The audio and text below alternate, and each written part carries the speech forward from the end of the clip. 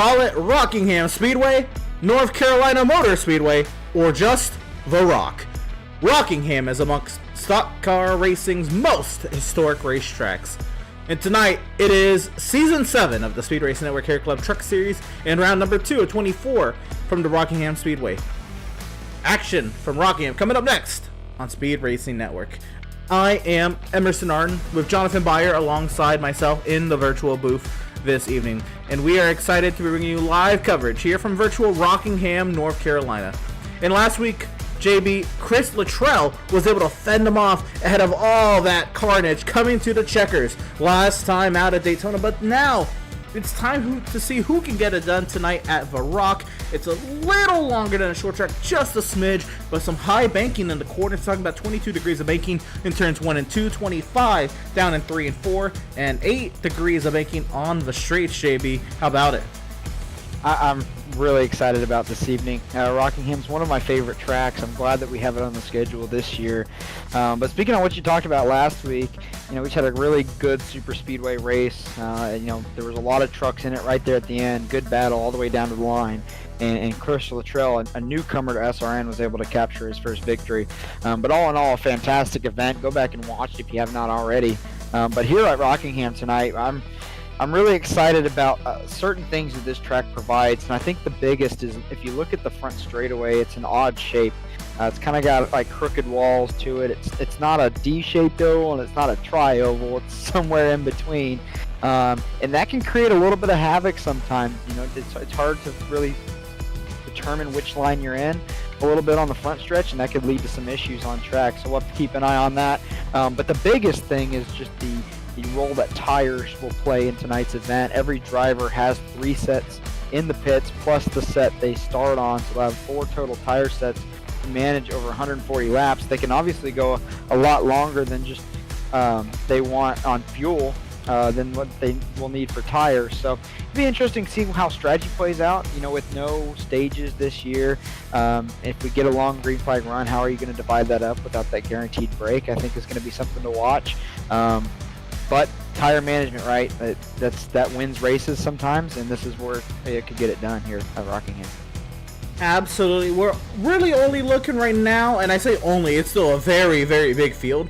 But as opposed to the 36 last week, we're at 32 entrants for tonight. Still a lot of trucks on a track this tight. Calamity can strike at any point. You'll see turn 1, the whole field will fan out in the front straightaway, and they'll try to funnel down into turn number 1. You can run up high, up against the wall down there, JB, but the lack of grip up there, especially on cold tires, is definitely going to be something for these drivers to watch out for. And turns 3 and 4, the banking is a little deceiving. You can carry a lot of speed through 3 and 4, but not everyone will be traveling at that same rate of pace, rate of acceleration. It's something to really watch out for in the heart of the pack tonight. A lot of points of contact you can really see down in turns 3 and 4. So you're really looking at the entry of 1 and center 3 and 4. You're kind of 2 trouble points on the track tonight. And you touched on cold tires. That's a good point to bring up. This track is very susceptible to spinning out on cold tires. I saw a few people in their qualifying laps going for it on lap 1 and struggling to get off turn 2 and get off turn 4. So that'll be something to keep an eye on too, especially if we have a few cautions early and we just can't get into that rhythm. It might be a long night, but if we can get into rhythm early, guys let their tires warm up, everybody gives each other space early on, I think we can be in for quite the event here. Absolutely. And so qualifying, single truck qualifying is wrapping up here fairly shortly here, JB. We have had these trucks go out and set their fastest lap times, and fastest starts up front, slowest starts at the back, and I think you'll be kind of, thrilled to see almost everyone participating in qualifying. 31 of the 32 entrants have set a lap time tonight. Yeah, that's always good to see. I was always the guy where sometimes if I knew I didn't have a shot, I just wanted to start at the back, I wouldn't post a time. But for 31 out of the 32 to set a time, that's everybody going for it. And if I'm looking at the times, and everybody's generally, maybe there's one time in there that somebody maybe got a piece of the wall, but everybody's about within half a second, which is pretty impressive for a field that large.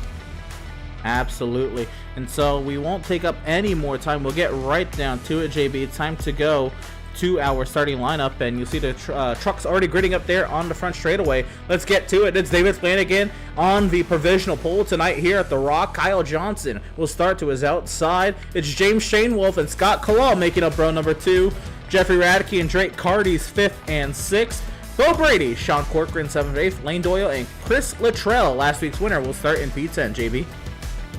Joshua Siegfried will start 11th, Corey Stahl in 12th, Matthew Greathouse 13th, Austin DeLong 14th, Ben Park 15th, Zachary Hines in 16th, Connor Cunningham 17th, Daniel Bodler returning to SRN in 18th, Kyle Spees 19th, and Wally Babb rounds out your top 20.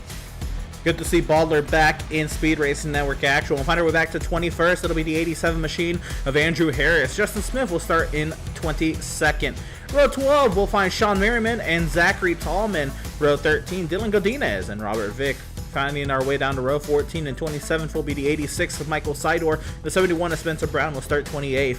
Jason Green and Shane Ledoux, 29th and 30th on the evening. And wrapping up the grid of this evening, 31st will be Trevor Aswarnoff in the 89 machine and Daniel Park in the 7. That is how the 32 drivers who showed up this evening, and 31 of them setting times, will start this race this evening.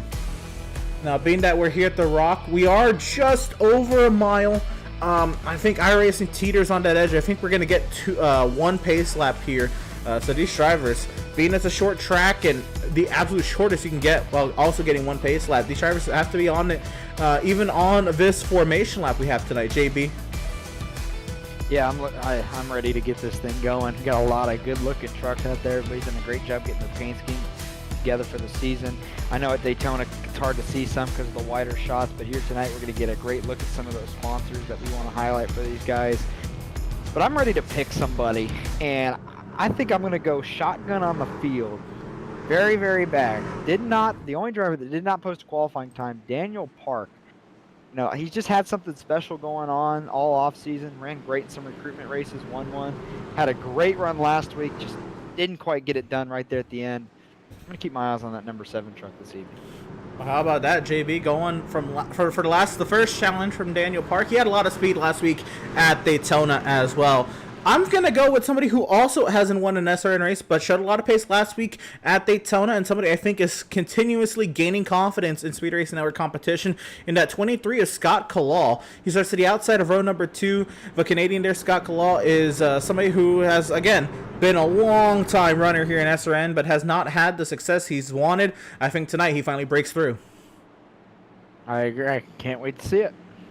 Well, here we go. As the 32 Speed Racing Network HairClub trucks round their way off of turn number 4, the iRacing.com safety vehicle finds its safety down the pit lane, and David Flanagan leads us to the green here from Rockingham.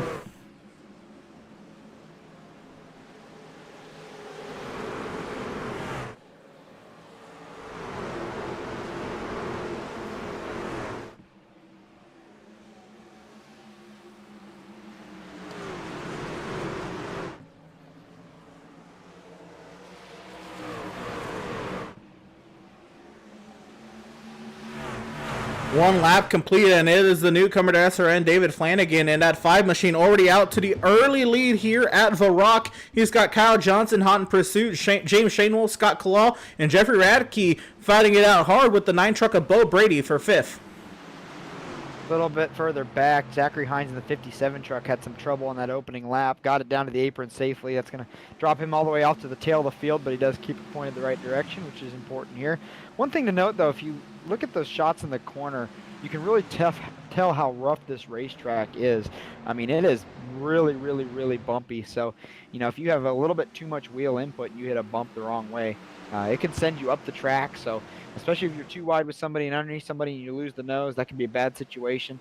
So you'll see some of these guys almost look like they lift and steer more to the left to just try to keep the nose pointed the right direction. But as the tires wear, you're going to lose that grip on the front of the truck. It's going to just exemplify that issue. So looks like we got an early yellow, though, in the back. Gosh, on the speedway, Zachary Hines in trouble for the second time in just 3 complete laps. JB, rough start for the 57 machine. Yeah, he got loose, I think, getting into turn 3 on that opening lap. Did a great job of getting it to the apron and out of the way, and was even able to keep it out of the grass, but it does not look like he was able to do that this time around. We have the incident here from the 57 of Zachary Hines. We're right on board with him as well. Looks like, the 13 truck off the track ahead. Comes back up right in it. Oh, my goodness. Well, we didn't catch the 13 of part of it, but unfortunately, Zachary Hines, that's just the worst situation to be in because you almost can't do anything. I mean, a lot of people will say, hey, look, he could have gone high, could have gone low, but when you're stuck in the middle like that and you're not sure where that truck in front of you can end up, that's almost an impossible decision to make. And unfortunately, just wadded him up in it. But a place he wouldn't have been, without that incident on the opening lap. So, wow, that's a hard lick, too. That might be detrimental to that 57. I don't know about the 13. Definitely gonna have some required repairs on it, but he might be okay. This track, yes, you want, your aerodynamics to be decent, but it doesn't mean everything. Because tire wear is so much at the end of these runs. But unfortunate early incident to this race, but I was thoroughly impressed through those first 4 laps. The field, everybody was giving each other plenty of room, letting those tires come up to temperature. So we'll see if we'll be able to do that again. Here's that look at the opening lap.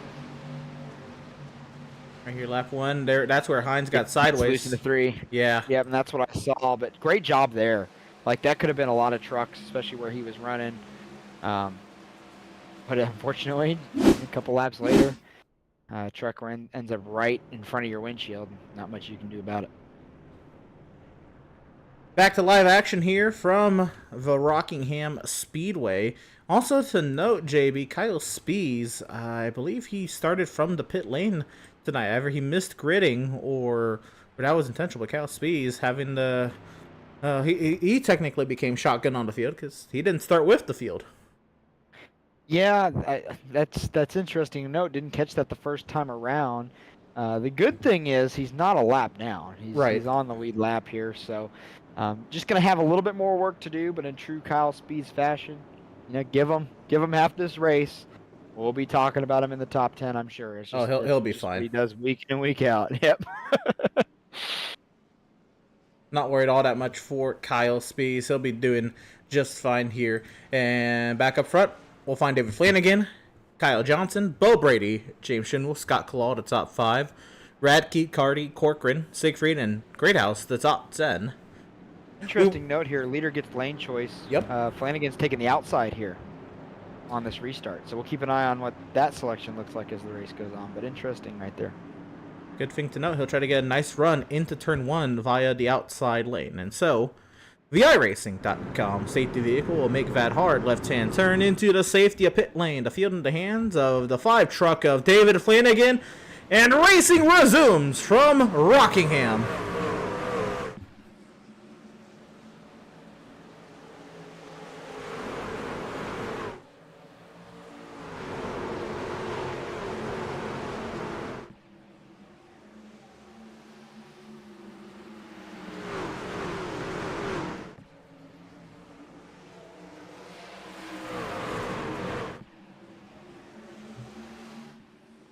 Nice job so far. Big battle here for third. Bo Brady and James Shanewolf. Looks like they came together coming across the start-finish line there. Bo Brady on the aggressive here early, trying to work his way forward. Yeah, we'll see how that pays off for him. I mean, he's definitely going forward, but, to what cost, right? What are those tires going to look like here in a little bit? We'll see how that manages. But also to note, you see some guys really committed to that yellow line, and that's going to save you the most tire, obviously the shortest distance around, but the momentum you get on the high side, you see the 3 truck right there, Jeffrey Radke doing an incredible job rolling to the right side of the truck that was down beneath them, and look at that momentum. It's just going to carry him right past the 9 truck, so that's what that'll do for you. Got another caution. I believe the round where the 90 truck was running back here. I saw somebody get a little sideways. Looks like he's just trying to get back in line now, but it happened right around where Zachary Tallman was on track there. So another 4 laps and a looks like you found the right cause. Truck JB will get the replay going here. Zachary Tallman in that 90 machine, he was running. He had some steep competition behind him, and Spencer Brown and Wally Babb, and Spencer Brown right into the back end.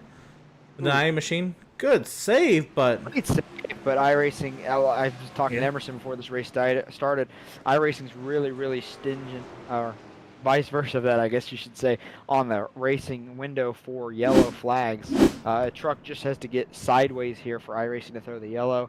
Our yellows are controlled by iRacing, and that's just what happened there. Nice save, though. A lot of drivers would have just spun that out, but the wheelman, Zachary, was able to keep it pointed the right direction. Probably a little bit of damage to the front end of Spencer Brown's truck, but it doesn't look to be too bad. But that's one thing too. Getting into these corners, some guys like to back up the corner a little bit. Some like to roll the middle, roll the bottom. You saw Jeffrey Radke kind of drive it deeper in and roll the outside, passing that 9 truck earlier. And that difference on corner entry speed sometimes can cause issues like that, where somebody's not expecting somebody to check up that much, and well, you can't. You can only step on the brakes so fast before there's a problem, and that looks like what happened right there. It did seem to be the case there. Just a little bit of a misjudgment there by Brown, and unfortunately, it was Tallman getting the receiving end of that damage. Do want to take a moment here and give a quick shout out, get some ad reads going in here. Well, we got the moment here early at Rockingham. Want to shout out, of course, the series namesake and HairClub. And with HairClub, take control of your hair loss at HairClub. Their total hair solutions can help you keep, regrow, or restore your hair. Speak with their hair loss specialist today and make sure you use code SRN10 to save 10% off of your order.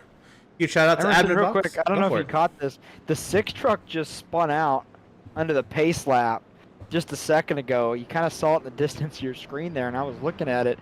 I don't know if he had some kind of hardware issue, but the truck just pointed straight up towards the wall. Luckily, he didn't hit anything, but I think admins are going to... I don't know if they're going to give him the spot back or not. We'll have to see if he gets back up there. But he was running kind of in the middle of the pack, and then all of a sudden, the truck just points towards the outside wall. So, a good heads-up driving by everybody. Quick replay here of it. Here we go. It looks like he's just trying to clean the tires off and... if the steering goes into full lock. Oh, it just loses it. Yeah, that's what I saw. But, as much as under these cautions, you can kind of just be rolling around. Good heads up by everybody paying attention and not running into them there.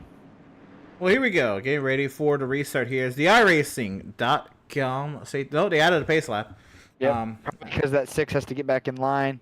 I think admins are trying to get that set back up. I think they did give him his spot back. There you go. Well... try it again, but good eye there, JB. Stuff happening just under caution in this race. Yeah. you never know where the action might be.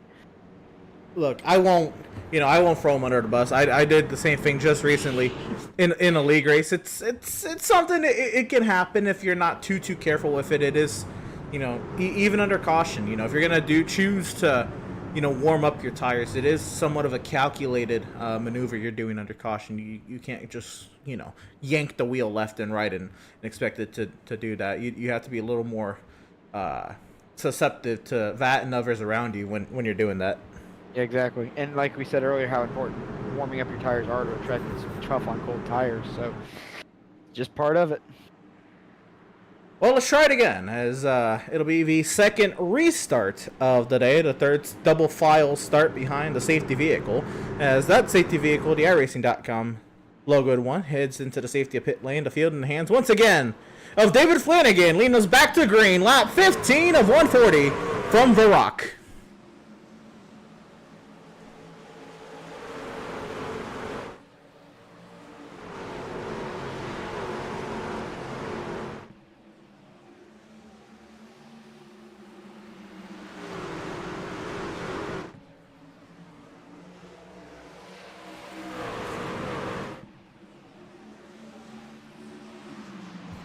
Great restart there from David Flanagan, keeping Kyle Johnson at bay. It looks like Jeffrey Radke really trying to hound that outside. You can make it work. You might have to have the onions to be able to do it, and Radke, it seems like he does.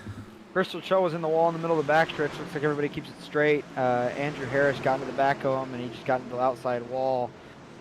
Little damage on the rear of that truck, but I think everybody's going to be okay. But yeah, as you were saying, we saw Radke right before that last caution just roll the top. And if you can get to somebody's right rear and cut their ability to let the wheel out on exit, that momentum plus the momentum you've taken off the truck on the inside is just going to get you. We got a wreck on the backstretch. Ooh. 18 truck is in the inside wall. Down here on the backstretch, Ben Park has some heavy damage. The 6, Justin Smith has quite a bit of damage as well. I'll have to see what take a look at that. Some trucks in the back just did the wise thing and stopped. It's kind of narrow back there on the backstretch, so they did a good job staying out there. Heavy damage on that 17 truck for Ben Park.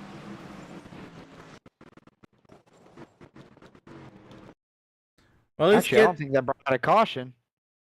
Unless the field's trying to catch up, because everybody's still at full song. I thought that was a caution. Oh, you're right. Well, just looking back at it, we'll take real quick the start. Luttrell gets sideways off of the corner, makes contact with the 18 of Sean Merriman. And you're right, we're still green, so back to it here. Live action from Rockingham. The battle for the lead. Radke, by the way, set that fastest lap just a couple laps ago, right before that incident on the back straightaway. We're still racing here. Flanagan and Radke doing battle. And that's that natural break where I think a lot of people thought that was going to be in that caution, so they lifted off the gas for just a second. And what that did is kind of spread everybody out, which is kind of good for the racing product, I would like to think. But these two up front are still lockstep with each other. Well, here we go. Radke trying to find his way around the new guy. Flanagan, the SRN rookie, and Radke, the veteran he is, get to go do battle here around the high banks of the Rockingham Speedway to work their way down Thunder Alley. And Radke enters high there, but you see Flanagan, he drifted up a little bit. I don't know if he was taking his line away or he just over-entered the corner, but he's doing a great job right now keeping Radke at bay. Just a tough battle between these two. Update you on those trucks involved in that incident. Ben Park has brought it to pit road. He is sitting there still getting damage, already 3 laps down. Everybody else remained on the track, but obviously became a lap down. Justin Smith came down pit road, got damage repaired. He's 2 laps down, now back in 31st. Sean Merriman, Chris Luttrell, their cars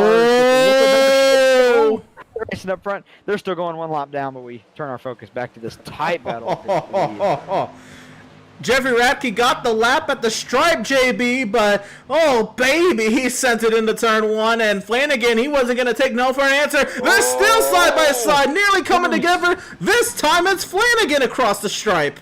That's what I said earlier about the nose of that truck. When you get underneath somebody, it's hard to keep it down. And you see that's what happened to the 3 right there on entry. That nose pushed way up the track. He was unable to keep enough steering in the truck, and he had to back out of the gas, or they would have both wrecked. And you don't want to do that 24 laps into a 140-lap race. So wise move there by the driver, the number 3. Just roll out of it right now, regroup, you get back to him. Well, wow. That really caught the eyeballs of us up front, and I'm sure it did as well for Kyle Johnson and James Shanewell, who they still do battle for that 3rd position. Wow! Johnson just slides right in front of Shanewell. Shanewell gets the crossover, sends it down to the inside. Shanewell now trying to power up out of turn 4, but to no avail. Johnson gets the run. Yeah, you just see the momentum on that top side. It's just hard to defend. You have to, I believe, later in these runs, you have to get to somebody's right rear to have a chance of passing him, or they get up a little too high and get in the fence and make a mistake. And that's what we see up front now. I think that was the 3 truck last time by, just a little scrape there on the outside wall, but everything looks to be all right. You can do that here and survive. You just don't want to hit it really hard. So just to kind of wrap up that point from earlier, I know we were in the middle of the lead battle, but there's the damage to Justin Smith's truck. Chris Luttrell, you see his damage, and Sean Merriman, those trucks damage. Ben Park is out of this race. And there's Robert Vick, the spinner from the first yellow. And so back up just front. Hearing from the park camp, Ben is sitting on pit road with those required repairs. Unknown if he'll return to the race. If he does, obviously he's going to just try to pick up any positions of anybody that might be already out. But those other trucks might not look great, but they're still actually making decent lap times around the circuit. So I think they'll survive. And there you see the number 17 down pit road. Unfortunately, rough start to the season for Ben Park, but a driver with enough pace, he'll get it turned around. He's fast enough to run top 5 in this series, and expect to see that before we conclude the regular season here. He's definitely going to be a playoff contender. He's won a championship in SRN before, and that's for a reason. Well, I heard just someone's truck go whammo. So someone's engine has just expired. And that is Sean Merriman in the 18 machine. So that front end damage, I figured that could have been the case. And that will move right there to just, hey, let's roll it all the way off the track here, get it out of the way so I don't bring out a caution by stopping. Get past that cone. He's good great now. Great sportsmanship there. Yeah, because a lot of drivers, unfortunately, sometimes you see Emerson, they just stop on the track and bring out a caution and bundle this thing back. Here we go! With this great battle we've had up front. Radke, he cooled off the tires. He's going to go at it again, trying to keep it pinned on the outside. Wow, you see those yellow gloves. They're trying to hang on to that truck. David Flanagan doing an expert level defense, keeping his truck planted in the middle of the racetrack. Radke trying all that he might to try to find a way around the 5 of Flanagan. Flanagan's just Sunday drive right now. Just holding his own, driving his line, and you don't see a lot of input from the wheel, but if you look behind him, that 3 truck he's trying to find a way to get that clean air because, hey, let's face it, in modern NASCAR, clean air is everything on every racetrack. So Jeffrey wants a little bit of that, and he's going to try everything he can do to go get it. And these two now opened up a little bit of space over the next grouping, so we'll see if Radke's going to have to get to his right rear to have a chance, but it's tough when Flanagan runs a little bit higher like he has been the last handful of laps. It just doesn't leave the 3 truck a lot of room. Yeah, normally in battles like this, you see there though. Oh, he gets the wall. Too far. Oh, a little wall assist there. And he's still there. Yeah. Contact there on the backstretch. It's a little bit of a wall ride. Radke's kind of using that wall as a little bit of a bumper. And as long as he doesn't get stuck... He got him at the stripe! Yeah, as long as he doesn't get stuck to it. I mean, that's all fair game. He's not Hail Melling it. Yeah. Ross staying out here. But you can bounce off a little bit. I mean, got a little bit of bounce there too, but he survives. But I mean, look at Darlington, right? Those drivers bounce off that wall all day long. But as long as you just kind of lean on it a little bit like that, that's fair. You'll be all right. You just don't want to smack it too hard. Yeah, his intent wasn't to use the wall, as far as I know. The wall just keeps him in the track. Yeah, it just kind of kept him going in the right direction, right? It's one thing, like, I think intent would probably be a lot of it, too, if it would ever come to a ruling on something like that. Yeah, that's a good point. Yeah, and what we've noticed, too, when he got out front, he still chose to run that higher line. So I think that's just where he's comfortable running at this racetrack. Obviously, it's worked so far, and now he's pulling away a quarter of a second off the 5 trucks, so he's got it lined up. Now, we have a long way to go on a fuel run here if this stays green, so I'll be interested to see how the tires go on this 3 truck, because he's been pushing it pretty hard since we dropped that green flag. But you know what? He did that perfectly. He got up there, he had to go a couple times, then it got a little hairy. You know, he backed off, he cooled the tires off, he rethought of a plan, and then he went up and he executed it. No matter how difficult it was, Flanagan, he did throw his best punches, but at least in the early going here, in the first 37 laps at Rockingham, there later into this run, Radke had the advantage. Yep, and he's just inching away little by little on that 5 truck. So we'll kind of monitor that gap, but to me it looks like about just under 1/10 of a second per lap difference between the two. And we'll see if Flanagan's maybe saving just a little bit. I mean, you see him, he's really not flirting with that wall like we've seen the 3 truck. And that just might be hey, I'm going to protect my stuff because we got a long way to go. Well, how about this run from the driver who sat 4th in the point standings right now, JB Joshua Siegfried? Yeah, and no stranger to SRN. And he's doing some work right here. He's up a few spots. He's got a really good-looking Breast Cancer Awareness Month truck right there. Love to see that paint scheme on track. But the most important thing is, right, we can read everything on the truck, which means he's avoided the wall. He's avoided other trucks. And that's half the battle to getting his way to the front. So slowly but surely, just making his way up there. But that is a nice-looking paint scheme. Well, something amiss here, JB. There was a change back for the race lead. Flanagan got back past Radke, and now Radke's under attack from Kyle Johnson. And so we'll take a look back and see what happened. But there was some damage there, more than we saw in the 3 originally. I think he might have just gotten the wall. He's in the pit lane. Well, here we go. We're going to take a look at the replays. Trouble for our race leader, Jeffrey Radke, has hit the pit lane with major right side damage, and I think this might be a little too late from it. JB, I think he was getting a little too comfortable with that wall, and it finally bit him. Yeah, and it's slight damage, but it's enough. I also think he just, with how high he was running, and you see it like there, how loose he is, I think he just wore the rear tires right off it. And he probably got into the corner, got a little stepped out on him, and it just tail slapped his the front of the truck into the wall, and that'll create a considerable amount of damage. We'll have to keep an eye on his lap times, but that's obviously going to make his strategy now because he chose to come there on the pit lane here with about 100 laps to go. So it's definitely still a one-stop race. Ooh, 33 truck in the wall hard on the front stretch coming across. Almost collected the 6. I think he's going to spin out. This oh, there we go. He Big got into the wall hard off of turn 4. Corey Stahl in trouble brings out the 3rd caution of the day there, JB, as you were just mentioning. Yeah, somehow the 6 wasn't collected in this. And we'll get to see on the replay here in a second because the 33 slapped the wall pretty good, came back across the track, and heads up driving by Justin Smith, who's out there 2 laps down, not to get himself involved in any other incidents. But that 33 truck, he got the wall pretty good. So I'm guessing that might require a little bit of extensive damage repair and may take him a couple laps down. Well, we're going to catch the initial contact late, but we do have him nearly coming together with, it was the 6 machine, as you said, of Justin Smith, and then he goes for a loop right there. Maybe a little net-coated contact by the 6 machine, but he goes for the loop there. Unfortunate. Yep. Yeah, that's just a tough one. I mean, part of it is the tires are starting to go away.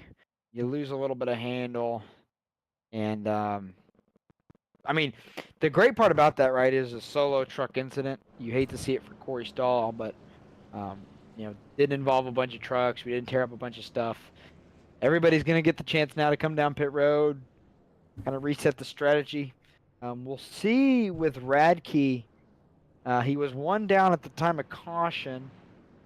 Definitely is gonna stay out here, so he's either going to wave around or get the lucky dog. So Radke's going to be fine. However, either way, he's going to have to start at the tail of the field and work his way back through. Looks like he got the lucky dog. As he comes back around.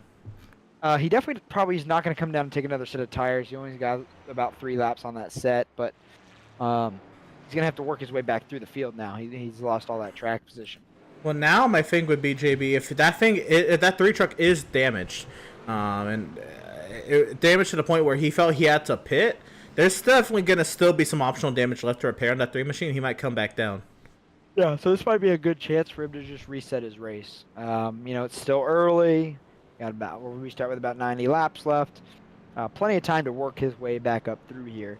The 6 truck, he's going to get 1 lap back on the wave around this time because he's not coming down the pit lane. So that'll put Justin Smith back 1 lap down. Still has a little bit of damage from that earlier incident, but I think he's just going to tough it out and get what he can for points. Chris Luttrell, still 2 down. He's not going to wave around here. He elected to pit, so he's just going to try to get him on the next one. Corey Stahl did end up going a lap down due to his damage and spinning out, so he's actually going to be the first car 1 lap down when we get restarted here. You're correct. There it is, the damaged number 33 of Corey Stahl. Ben Park did return to the racetrack. You did mention he was still in the pit lane for a while. He was in the pit box for 13 minutes getting that 17 machine repaired. So good for him. We didn't have a damaged vehicle policy because that would not have made it. Yeah, if any of you guys saw the race at Watkins Glen this last weekend, Ryan Blaney involved in that lap 1 incident. had to get towed back to the pits. Something went amiss on the steering when he spun out. But NASCAR says if you get towed back to the garage, you're done for the day. So a perfectly clean race car sat in the garage and ultimately ended up in a last place finish for him last week. So we don't have that policy. So once somebody gets some damage, they can fix it however much they want. We just ask them to kind of be respectful to the leaders and stay out of the way when they come by. But for Ben, that could be more points. We saw the 18 truck blow up, and that 1 point makes a difference. So he's going to stay out and get what he can. Well, here we go. Once again, it's David Flanagan, the race leader, but this time it is Andrew Harris to his inside, Shane Wolf, Lane Doyle, Brady, Johnson, Siegfried, Kalal, Baldler, and Corcoran the top 10 as the iRacing.com safety vehicle finds its safety down in the pit lane. The field in the hands of the 5 of David Flanagan. Racing resumes from Rockingham.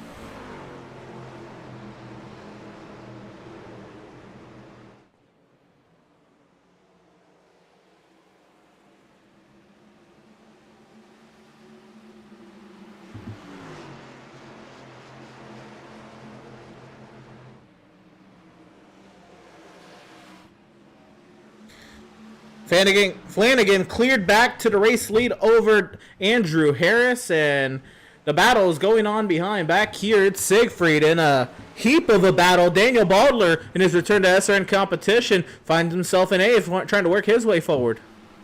Yeah, and we haven't talked about Andrew Harris all night, and then boom, there he is up front. Then in the middle of the pack here, Sean Corcoran had a big moment out of turn 4 in that restarting lap. Everybody did a great job avoiding him. Everybody kept it going the right direction. Cost him a few spots, but didn't tear anything up. So we're all good there. But, man, in the middle of this pack, it's all over the place. It's tight racing. Check out this guy. Kyle Spees is already 12th after he did not even start with the field. Started from pit lane. I told you. New leader, Andrew Harris. Here comes Andrew Harris. Something about the blue trucks tonight seemed to be working out pretty well. Andrew's to the lead. Shane Wolf's had speed all night. He's going to now look for second place there on David. But like I said, haven't talked about Andrew all night. Just kind of sitting at the backside of the top 10. And now he's got that clean air, and he's pulling away a little bit. So Andrew Harris doing his thing, and I still remember, I believe it was last season. I'd have to really, look back at it, but I believe it was last season. He did it to himself, but got himself a penalty where he had to start last at Darlington and went last to first without a scratch on his truck. He ended up winning that race.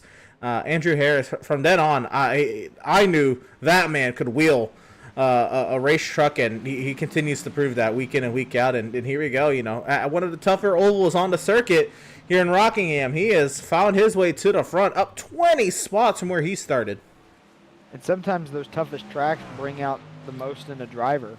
They just focus that little bit more. Maybe they put in a little bit more practice, and they show what they have. And Andrew's always been a really good talent and a class act and somebody we love having around here. But that drive that year at Darlington was quite impressive. At a track that's tough to work your way through the field, did it with green flag runs, did it with cautions, didn't matter to him.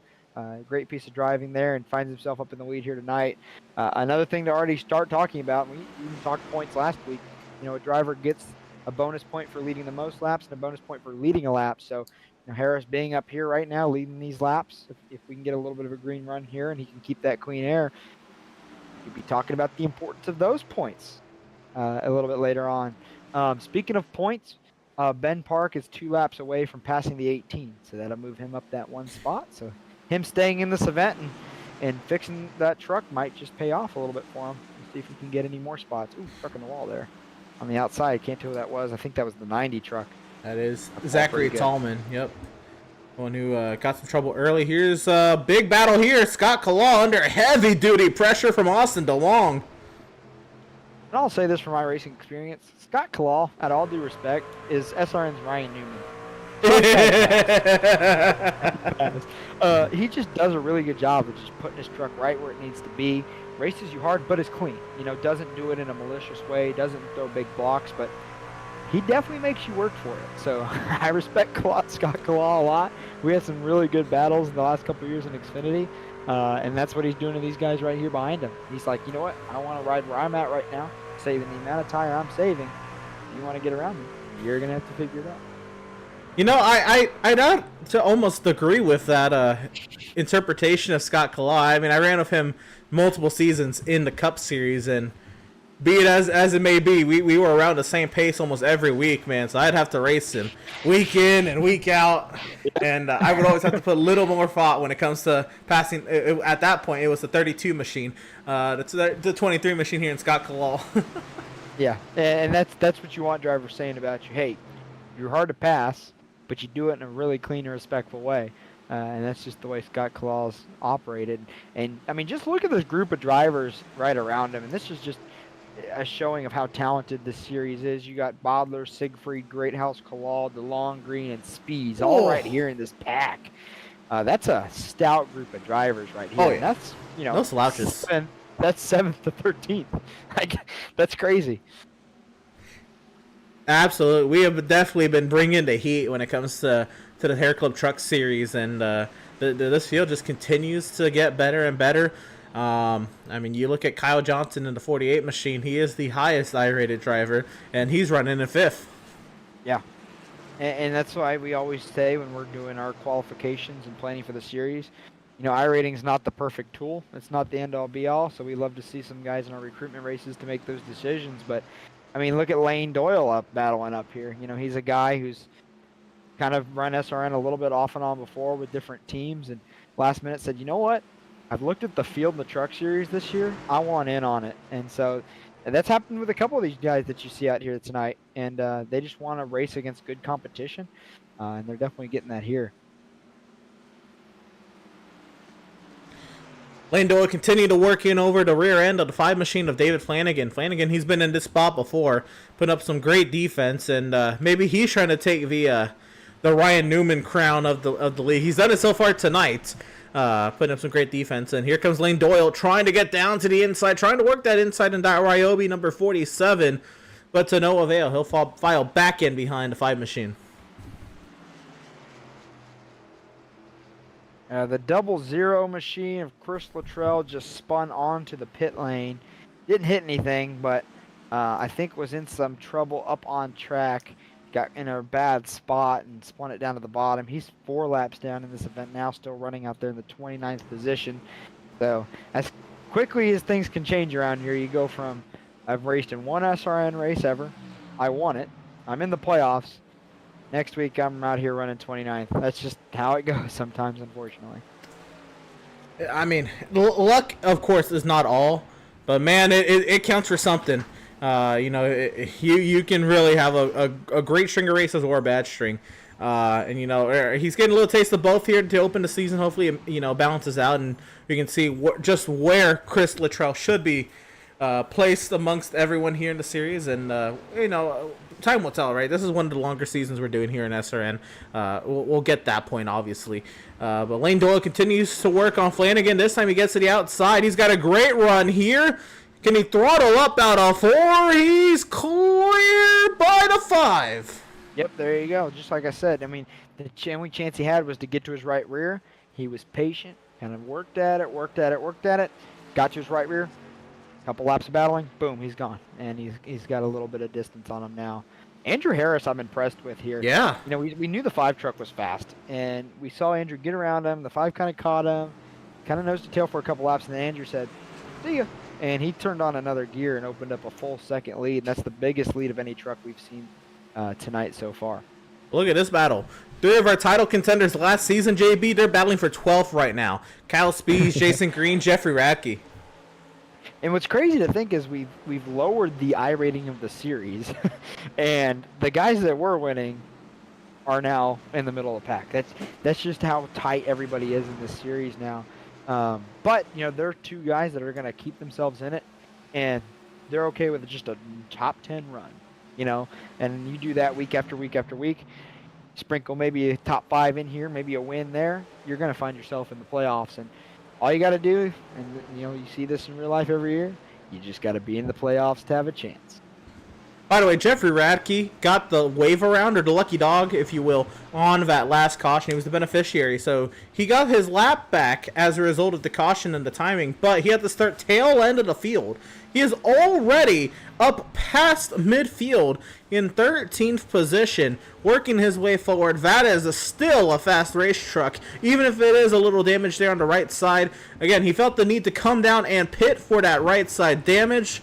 Back on lap number 40. We're not even to lap 70 yet, and he's already back in it. He's fighting the 36 of Cal Speeds for 12. Both of them sideways over to bump out of turn 4.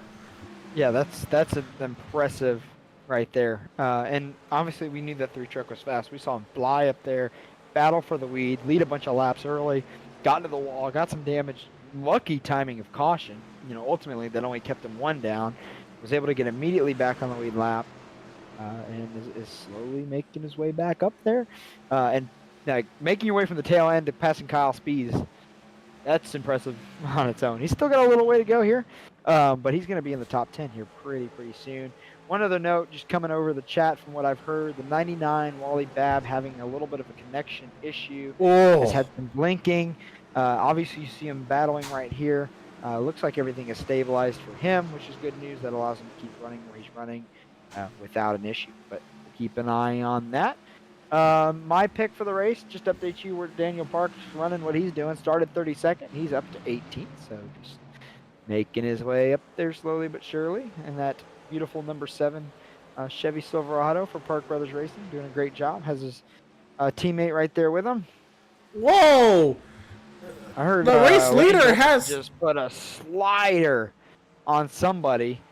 I think he did it on Flanagan, but the race leader, Andrew Harris, has a lot of damage to the front end, and he lost his 1 second advantage over the 47, so something amiss with Andrew Harris's truck, and I wonder if he maybe caught a lap truck in a bad spot and hit him in the rear end, because that front end is no longer clean. It was just clean 2 laps ago when we were last viewing the 87.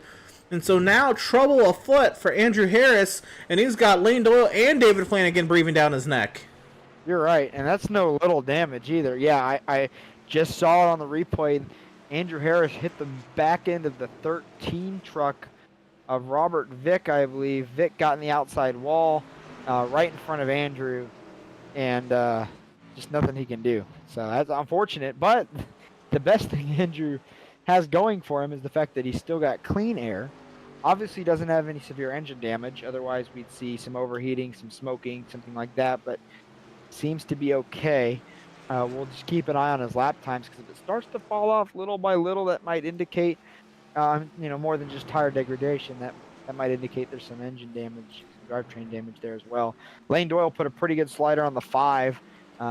That battle has now resolved itself. Lane's put a little bit of distance there between those two.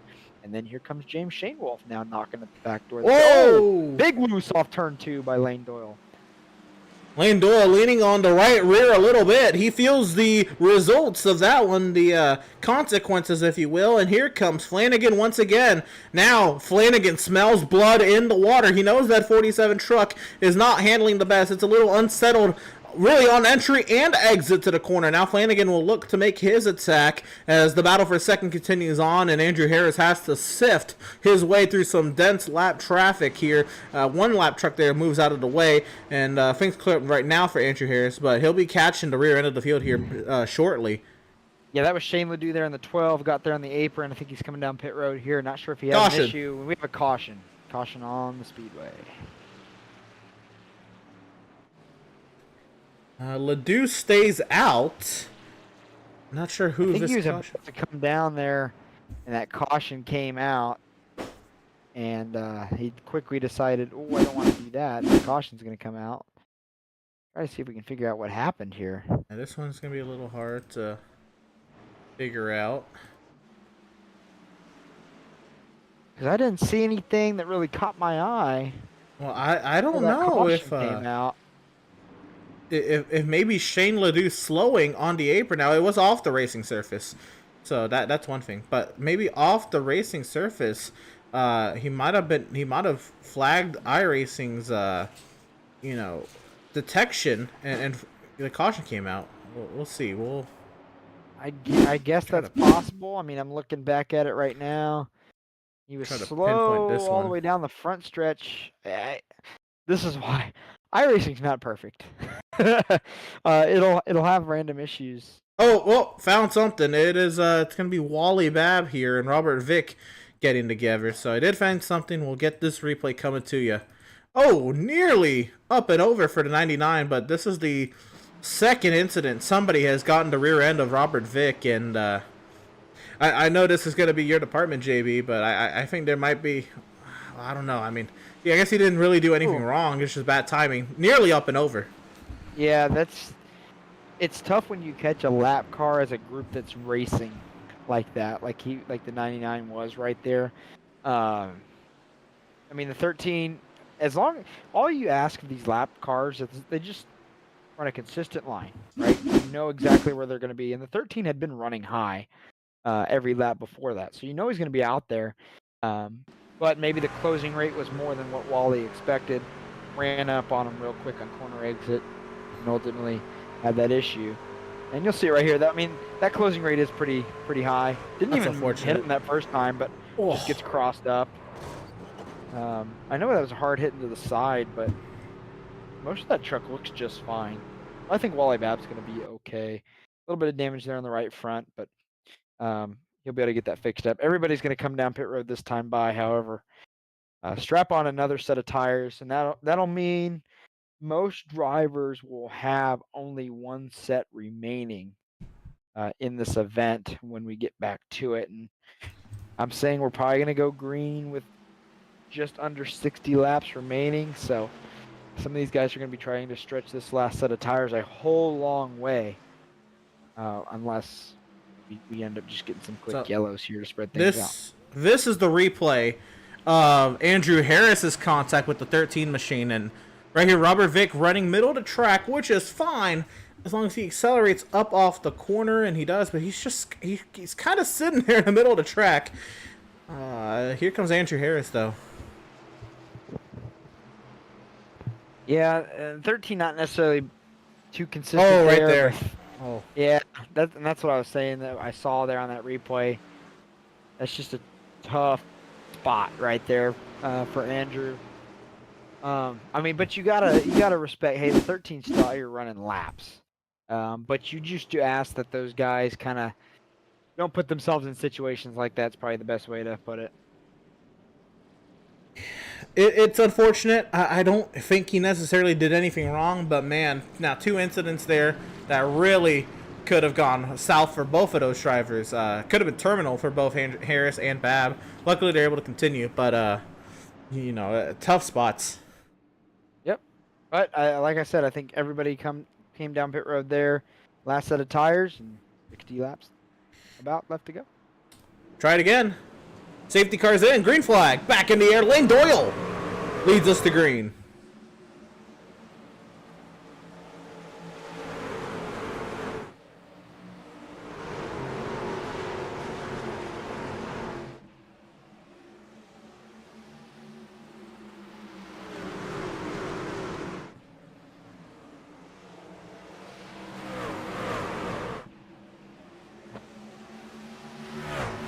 Lane Doyle opens up a half-second advantage over the wounded Andrew Harris machine.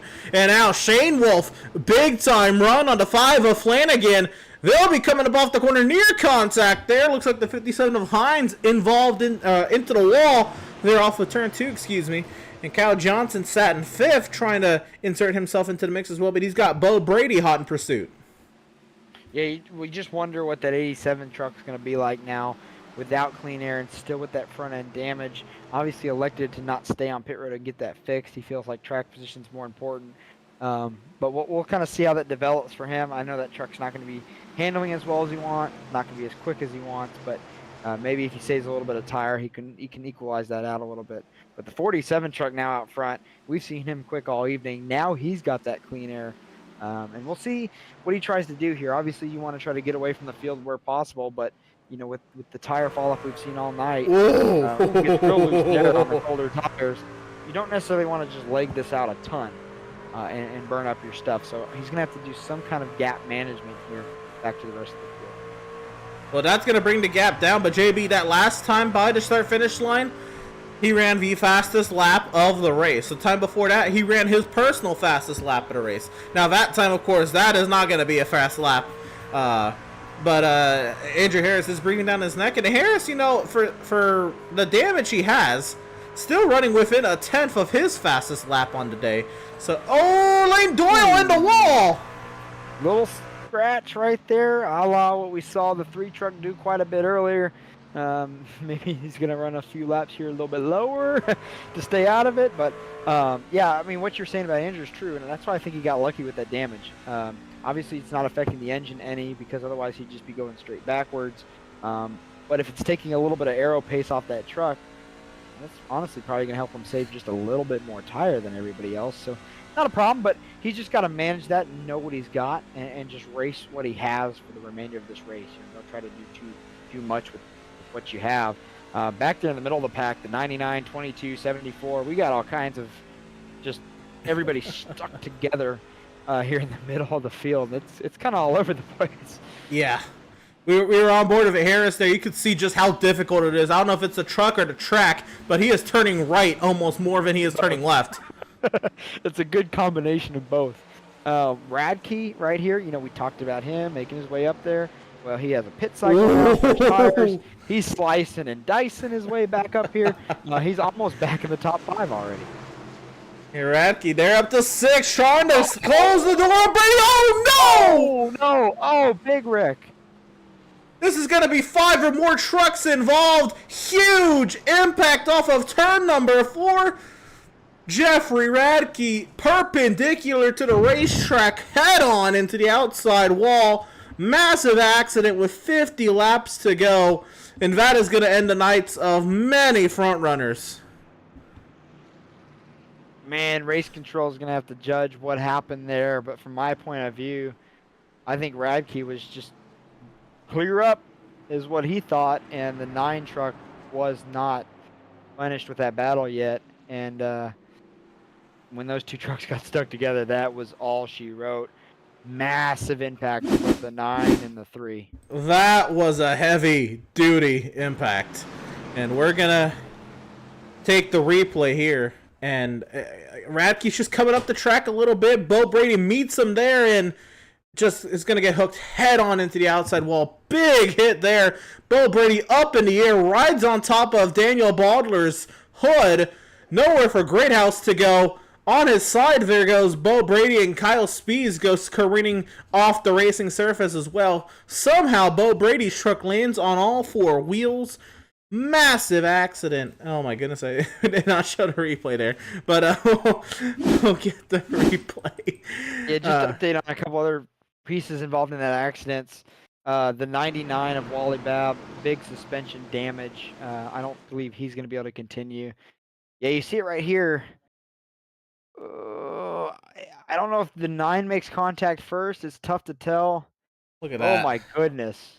Oh, Who's that underneath the 9? I think Baldler. that's the 22. No, that's the 2. Daniel Baldler right there. Matthew Greathouse has a little bit of damage. Spees gets a little bit of damage in there. I think those 2 aren't too worse for the wear there. I think they'll be okay, ready to continue. Definitely the end of the night for the 99, the 9, and the 3 at least. Huge impact there for both. Yeah, you're right. Radke and Bo Brady. You said Wally Babb also was involved in this incident? Yeah, Wally Babb, big suspension damage on the left front. I saw that wheel was not pointed the right direction when he came by. Let's see what happened here. And this was a little further back, but everybody obviously just trying to avoid this mess. Oh, contacts there. On it. Oh. Yeah, and whenever he got to that 22 truck, it caused some major left front damage and ultimately bent the suspension of that machine. So it looks like his night is going to be probably over with. The 9 truck as well, terminal damage on that truck. We saw him smoking.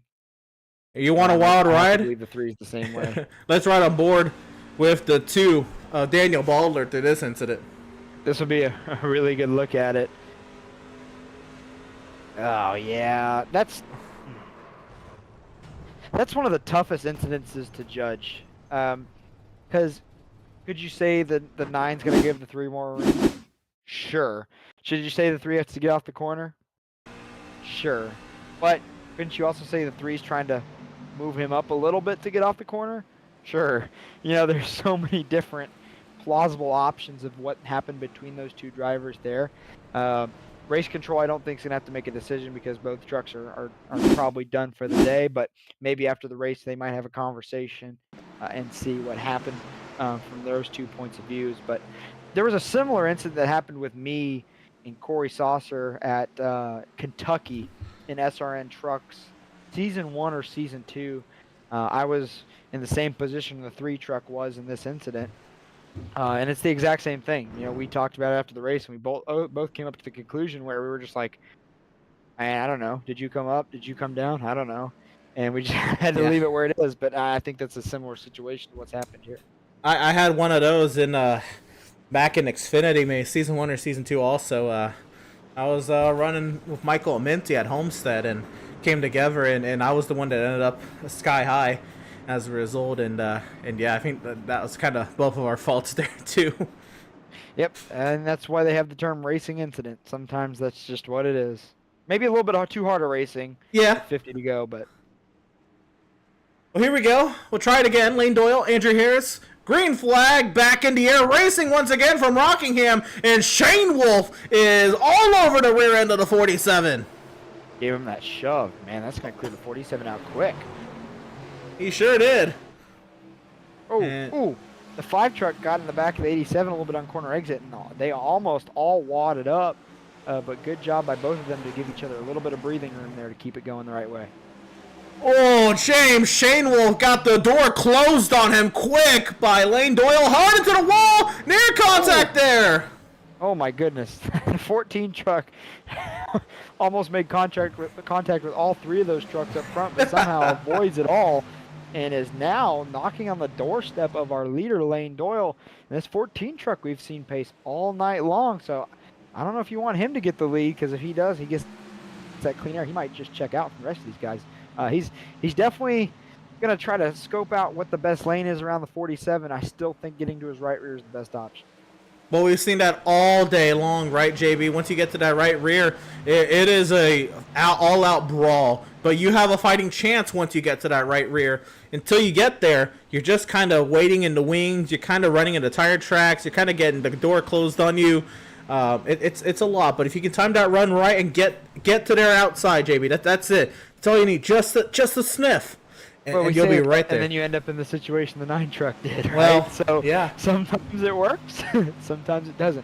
Definitely going to be the good avenue to pass. You just hope that you give each other enough room with the truck that's underneath you. The 12 truck is in the outside wall, slow on the backstretch.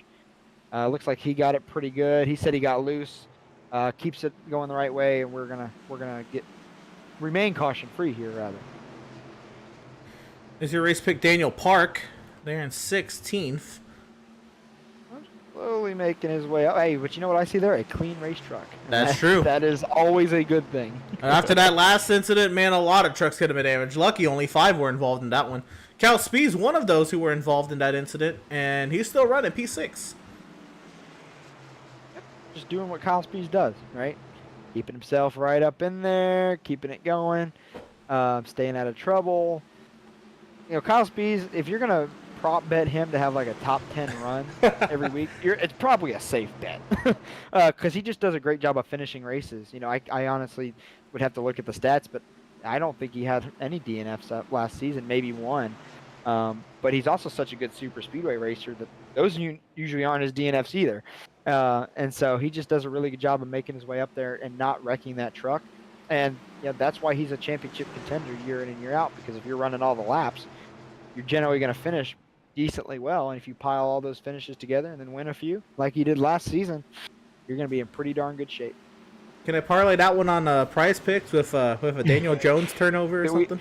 Exactly. Well, we said last week that we need to get some Prize Picks or DraftKings parlays or something on SRN because you can get some quite intriguing bets off of some of the stuff we're seeing.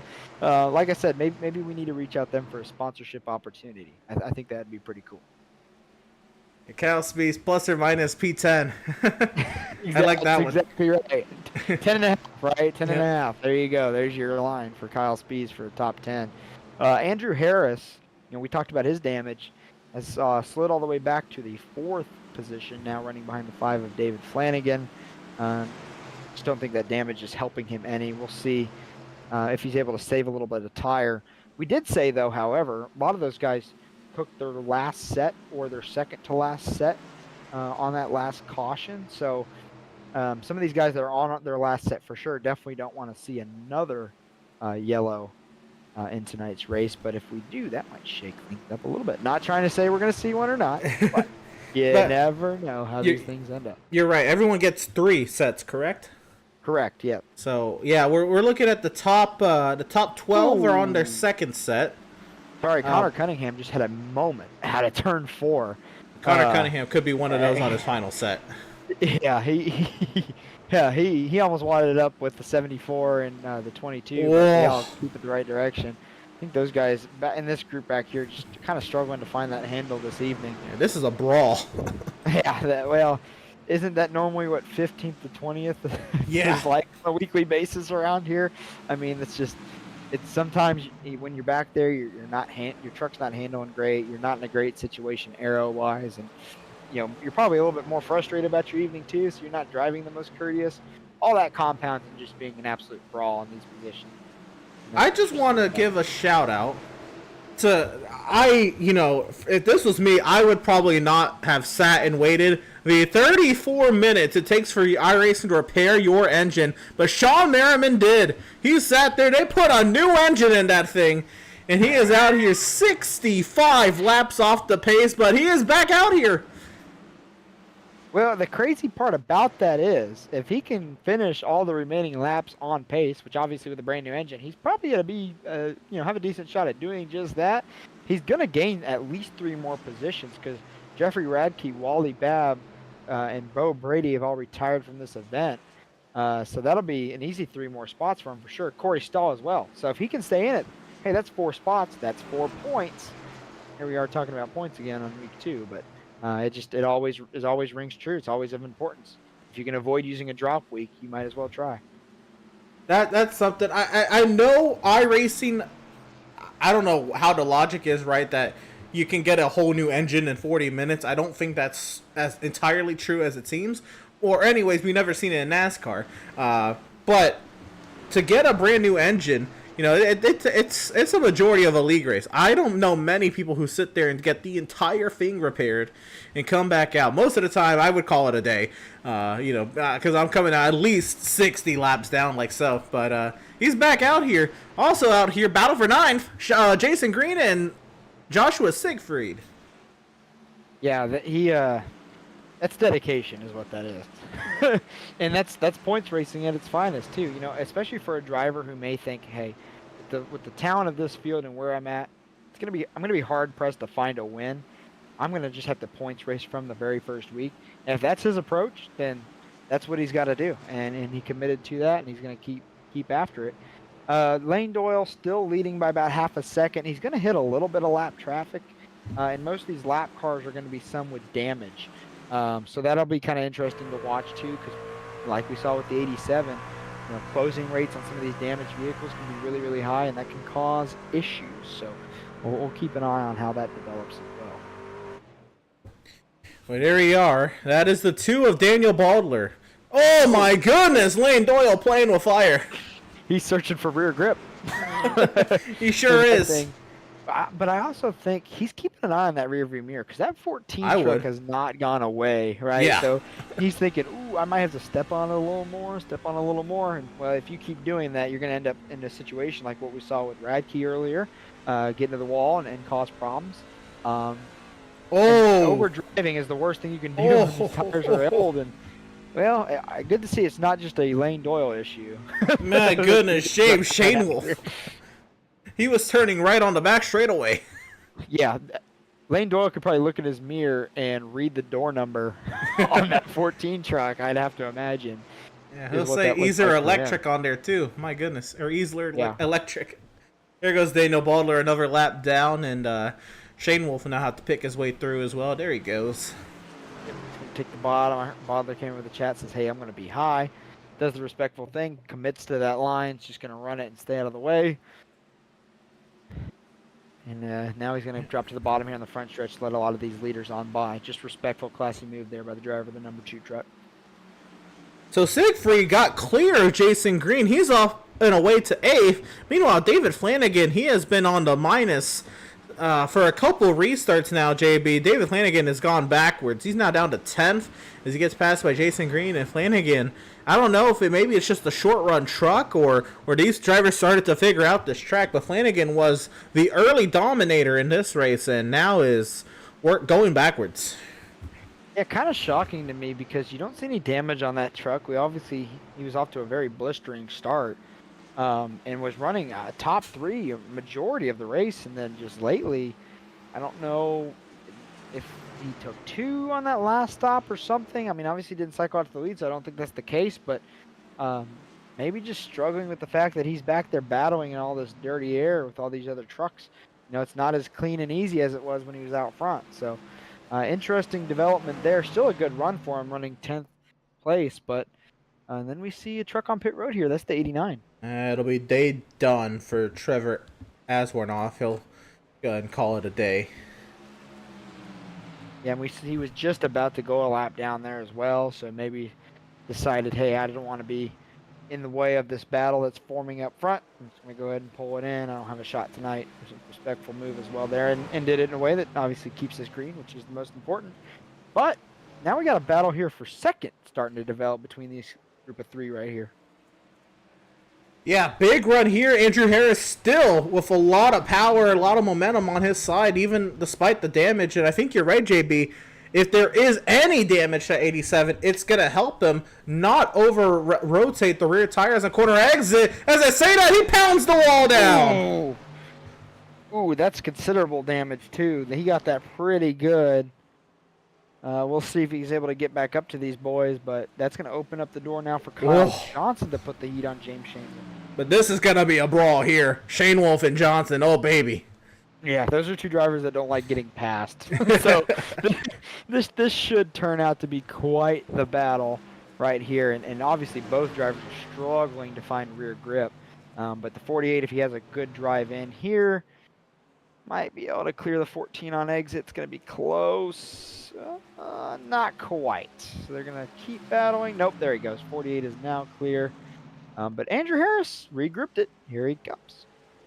And Shane Wolf's not done yet. Johnson's gotten cleared by on the inside. Shane Wolf, sideways. Well, now he's in trouble. He's got to battle Harris. All right, Harris got to his right rear. That's what Harris wanted to do. He's been passing people on the high side all evening long. There you go. There he goes. Harris now clear to the 3rd position. So now James Shane Wolf is the victim of falling further back in the field. Ray Carty, another driver. We haven't talked about him all evening. Here he comes knocking on the door for 4th. Carty, a lot of pace last week at Daytona. JB, and of course, joined me in the booth for the duel we had on Wednesday a couple of weeks ago. Carty showing that he's got the pace to run with these boys. Top 5 running right now, and trying to throw all he's got here for P4 on Shane Wolf, and in the late going here. This is a long run. Yeah, good young driver, a lot of pace. I got the chance to broadcast with him as well. Has a lot of racing knowledge, is really good at his craft, and joined us in the short track stuff a little bit last season as well. Not shocking to see him have this run, but just shocking that it's been this quiet of a run up here. We just haven't noticed the driver, that number 59 yet. But a good battle between these two. Back up front, about a second lead for Lane Doyle. Kyle Johnson slowly chipping away at it a little bit. But it's just with 17 to go, I think if Kyle Johnson wants to get up there, he's going to need to chip away at it a little bit more than what he's done this far. Andrew Harris is making up some pretty good time. But the issue with the line Harris is running, if he slips up and gets to the wall a little bit, that just kind of negates a couple laps worth of progress. And if you're trying to get up here and battle for the lead, that's just not the equation that's going to work out for him. Here we go, Carty up alongside James Shane Wolf. Shane Wolf holds steady up high. Carty continues to fight down low. Trying to roll 3 and 4. Exit to Shane Wolf, but if Carty can catch him when he gets sideways, then we'll be talking. Yeah, the key is just drive off the corner. If you can get those rear tires to hook up, you're generally going to be in good shape. And The 14 was able to do it that time. That's the difference between those two. Good battle a little further back. Dan Park, Matthew Greathouse here just outside the top 10 having a pretty good battle. A little group right here working. You see Ben Park back there. He's just still riding, trying to get whatever positions he can. Ooh, Zachary Hines got the wall pretty good right there.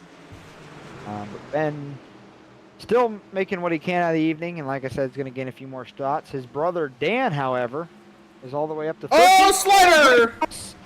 What a save. Matthew Greathouse. Fantastic save. Wow. All the while, something amiss right now. Scott Kalal is suffering some major connectivity issues, and this could be huge, as Scott Kalal right now has not reconnected to the server. He was inside the top 10. Oh, there he is. He's back.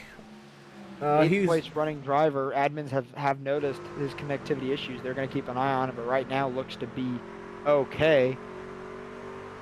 Meanwhile, Dan Park is still chopping away at positions, just past Hines now. He's up to 12th. Right on board with... Oh, caution! We got the 18, 00, 71, 90. Everybody kind of jumbled up getting into turn one. Unfortunately, a lot of guys that weren't running up front. Because the battle for the lead had just tightened up a lot. Lane Doyle got caught by Kyle Johnson right before this yellow came out. And we'll kind of take a look and see what happens here. A lot of drivers that were either laps down, that's unfortunate. The tail end of the pack involved in that one. I know the leaders will be frustrated with this one, but so be it. We got the incident here going into one. Luttrell and Brown, and Luttrell and Brown. I have to guess that the 71 thought that the 00 was going to run exactly on the yellow line. Oh, goodness, guys. And that we talked about that from the jump tonight, Emerson. The lines on this track aren't very defined. That's true. What's the bottom? Is the bottom that lane up? Is it all the way on the line? What's the middle? What's the top? It's different based on how each driver chooses to run. And I would have to guess that the 71 just thought that the 00 was just going to choose the bottom on that yellow line. And that was not the case. Unfortunate there for the 90 to run up on that last minute. You see the 18 truck here as well, involved in another incident. I don't think this one's going to cost him an engine. That's going to be just a little cosmetic, but and then that cost him the bumper. Help. Yeah. Yeah, well, they already put a new front clip on it, so now they need a rear. So that team's going to be trying to sell more sponsorship next week. Looks like everybody came to the pit road here while we were talking about that incident. That's the last set of tires there, JB, for a lot of these guys. For everybody. Yep. No pit road penalties I can see. Everybody got off and off cleanly. Don't see any big losers. So the running order right before that caution is going to pretty much stay the running order here. It's cycling through right now, but it looks like everybody's generally in the same position. A couple guys are coming down to maybe fix some more damage here at the back end of the field right here before we take the green. Unfortunate for Scott Kalal. He has lost connection to the server, and but there goes my race pick.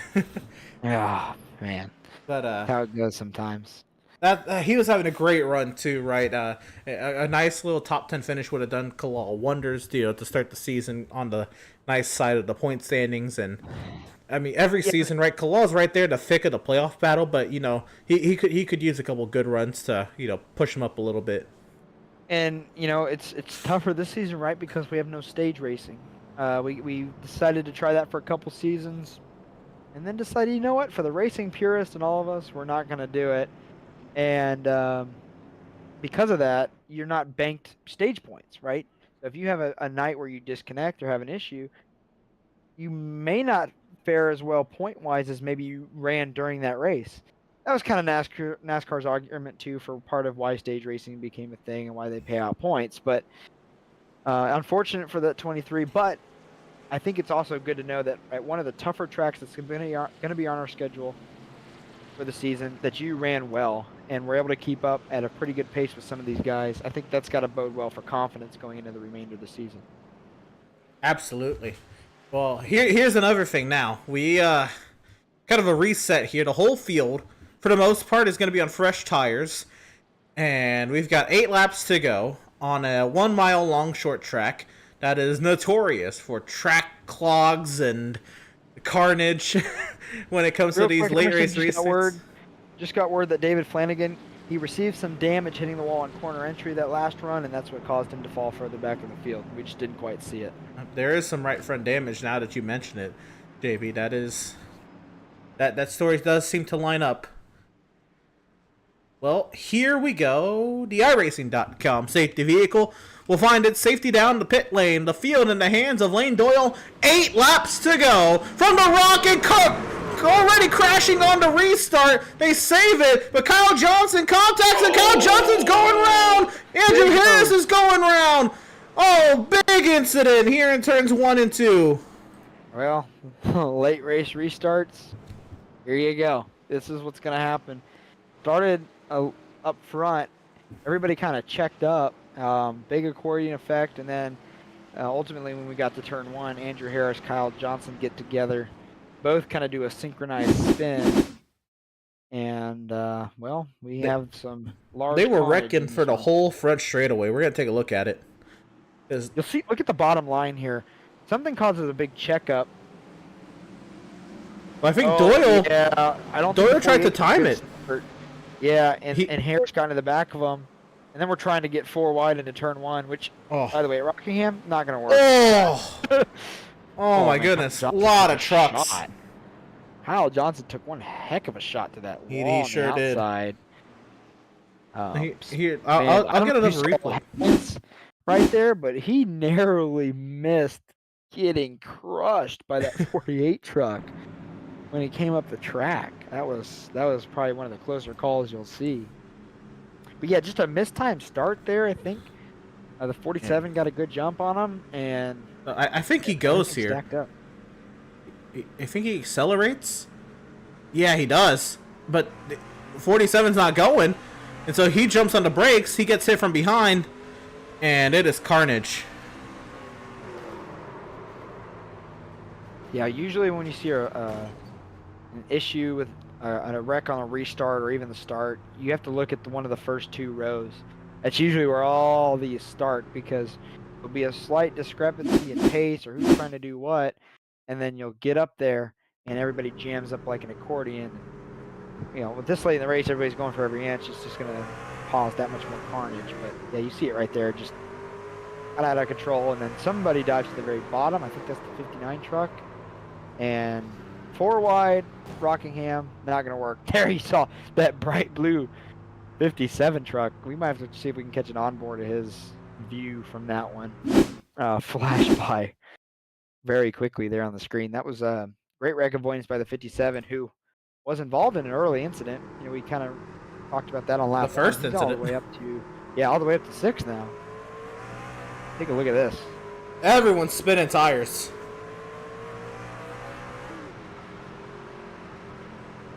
Whoa! And then more spinning in front too. Oh my goodness! Misses the next one. Oh, they're all wrecking. That's what you like to see right there. That he's probably gonna finish this race, drive on down to his local 7-Eleven and get a scratch-off ticket. See if he can get lucky a little bit more tonight. Just that one right there, where that just worked out perfectly for him.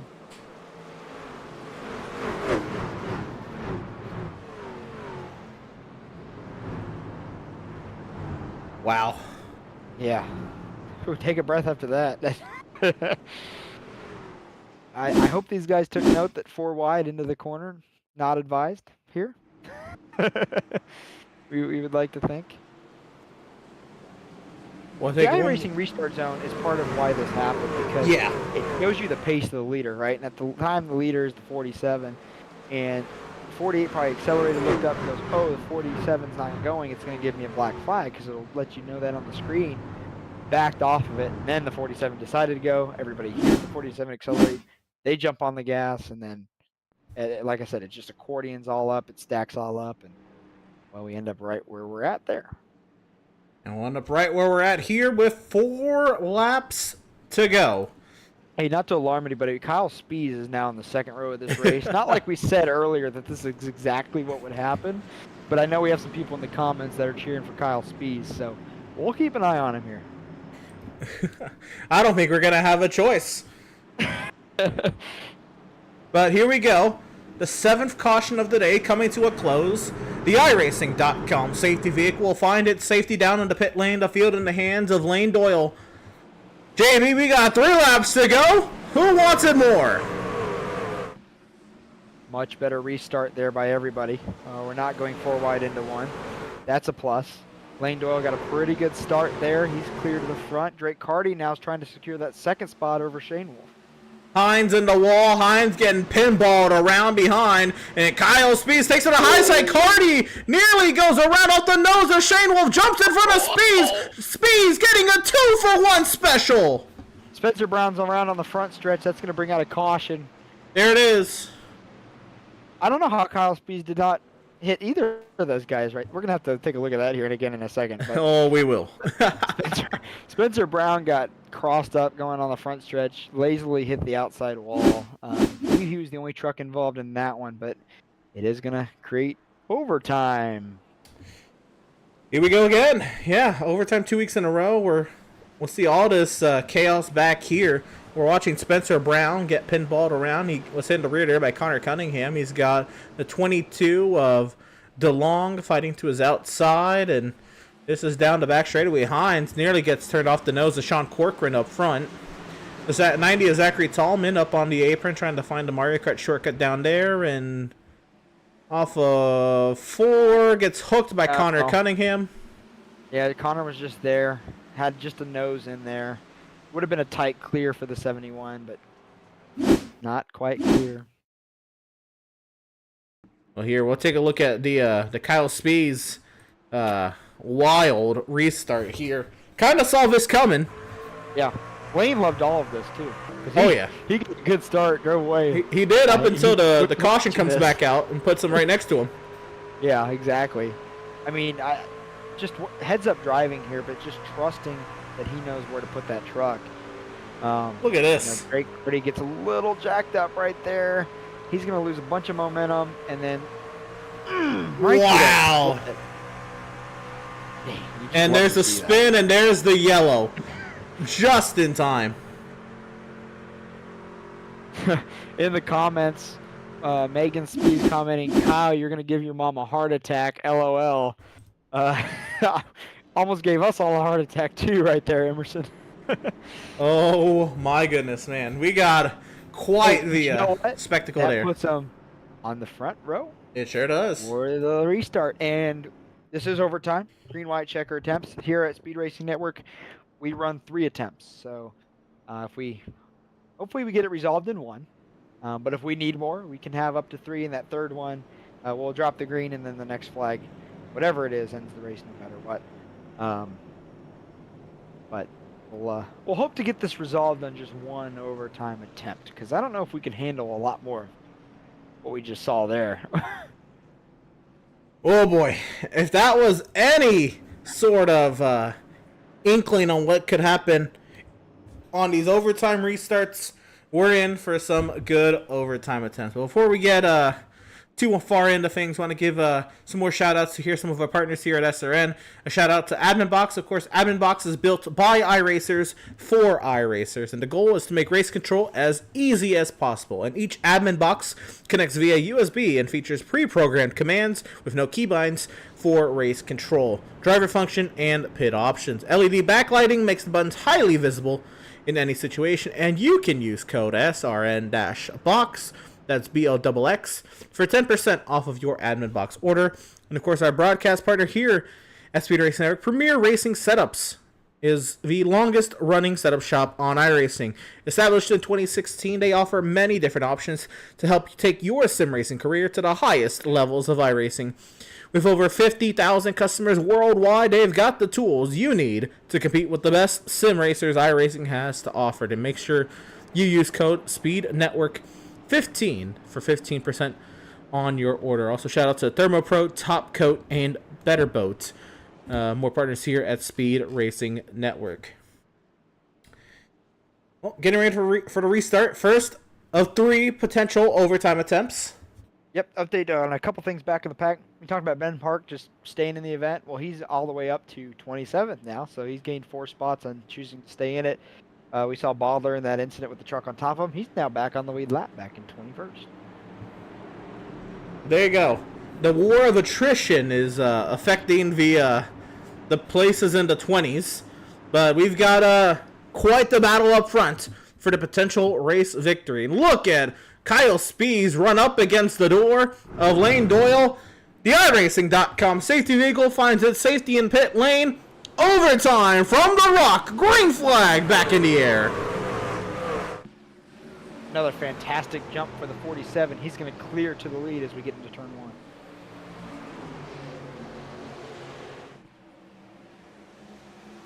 Blocking there, Kyle Spees drops down in front of Drake Carty. James Shanewell sends it on the outside. Side by side for the second position. It's all behind the 47 of Lane Doyle. 1 lap to go as Kyle Spees goes across the grass. Keeps it on the racing track. Oh, no. Wreck in the back. Up front, they save Lane it. Doyle still has the lead to himself. No caution.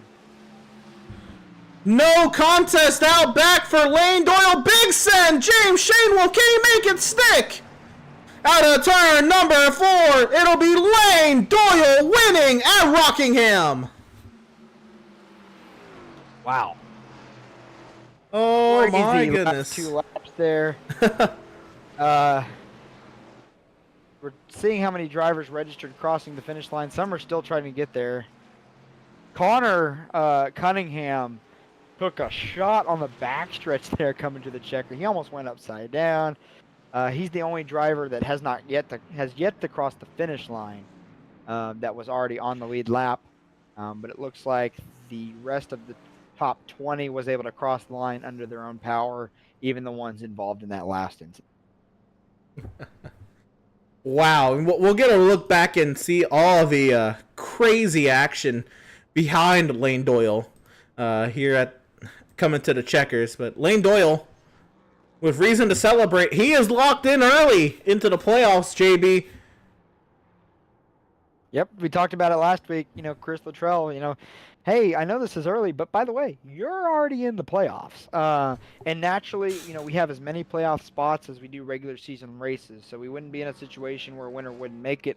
The only way that would happen is if they don't complete at least 12 of the regular season races. But all these guys that are winning these races are registered to race full time, so that shouldn't be an issue.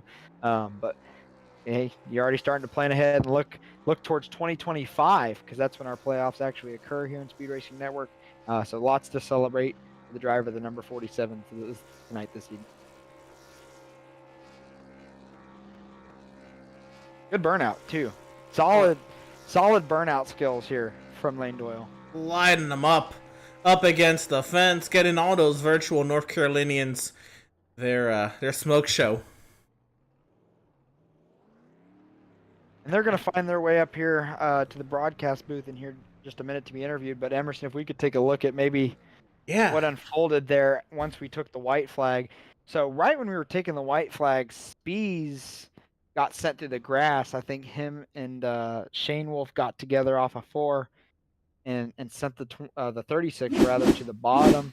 He did a great job of keeping it on the track, but I think him coming back up near turn 1 just kind of jammed everybody together. Here we go. Look at this. Yep, exactly. Coming back up the track. And he said Connor Cunningham. Did a pretty good job right there, actually. Oh, hooked by... Oh, my goodness. Collected by David Flanagan and Connor Cunningham. He saw sky. And that's why he was the only driver there that was unable to cross the line on that last lap. Even those guys that got up into the outside wall, they just kept their foot in it and kept going. So some incidents there on the last lap. Didn't cost anybody too many spots, but another wild finish here in SRN. Get one more look at it, and then we will get words from our top 3 finishers. One more time, Kyle Spees. There he is, getting sent across the grass. Tried to save it, came back up, and just everyone kind of pinned down together as well. This track's just really narrow, so it's hard. Oh, Cunningham got the apron as well. Yeah. But, white flag, nobody's going to lift. So absolutely. You just keep your foot in it, keep going, and whatever happens, happens. So great job by Lane Doyle tonight, bringing home the win. We have some fantastic stories here in the finishing order when we get to it. But I guess it's time we speak to our winner. Yeah, we'll get driver of the number 47 on up here and talk to Lane Doyle, who got it done here at Varrock Lane. Man, that was a wild race. Great battles all day long, but you emerge as the winner. Lane, walk us through how you got it done tonight.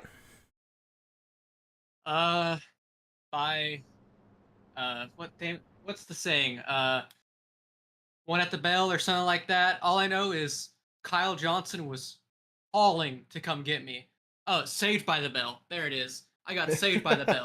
Because I don't know how he did it, but he was flying up to come catch me. And then that caution came out, gave me exactly what I needed, fresh tires. I knew I had the fastest truck on fresh tires, except for maybe Shane Wolf, because he was keeping up there. That's just what I needed. I needed fresh tires and a clean road ahead of me. Well, Lane, this victory does put you now in the HairClub Truck Series playoffs. You get to think about that way early here in the season. Of course, I know you want more than just one victory to do that for you, so I know the regular season is not, an afterthought for you by any means. But is it a weight off your shoulders to already be locked in, be one of two? Yes, because, oh boy, I think my only other Speed Racing Network win has come at a plate track, and those aren't very reliable. So to get one on an oval early to just seal me in there, even though, yes, you're right, I absolutely hope to get more than one win. It's so nice to know that I'm set. And Lane, we saw a really good race tonight. You've been around Speed Racing Network on and off for quite a bit here, and you've been in a couple of our Rockingham races. I was thoroughly impressed with the race tonight and the fact that, yes, we had our cautions. You just see that on tracks like this.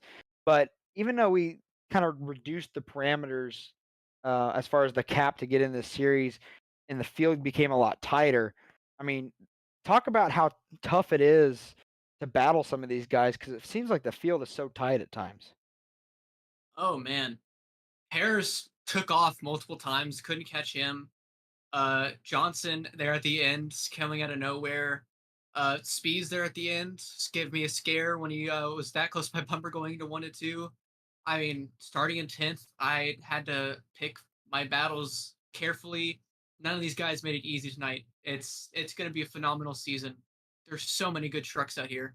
I'm really excited.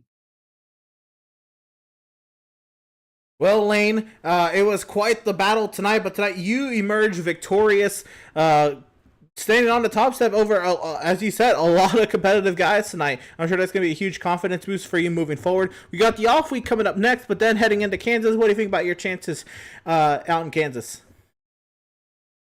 Well, Kansas is more standard issue oval compared to this one, so I haven't done too many races on the new trucks at Kansas. So it'll be something I'm looking forward to, most definitely, but I have to get a lot more practice in than for normal. It's just going to be quite a lot of work going into this weekend, or next weekend, or next, whatever, whenever we get we there. got you. All I know is I'm going to put into work. I've got a team behind me to do it.